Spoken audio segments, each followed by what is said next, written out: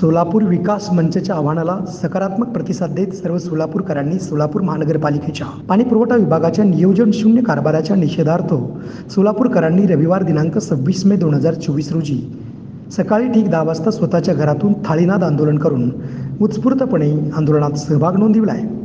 या आंदोलनाची दखल केंद्र, राज्य आणि स्थानिक पातळीवर घेण्यात आली असून सोलापूरचे पालकमंत्री चंद्रकांत पाटील यांनी सोलापूर महापालिका आयुक्तासह या गंभीर समस्येविषयी येत्या आठवड्यात बैठक घेण्याचं कळवलं आहे. 365 दिवसांचा महानगरपालिका कर भरून घेते. 100 दिवस अवेळी अनियमित गढूळ दुर्गंधीयुक्त दूषित पाणी सोलापूर महानगरपालिका अनेक वर्षापासून सोलापूरकरांना देते.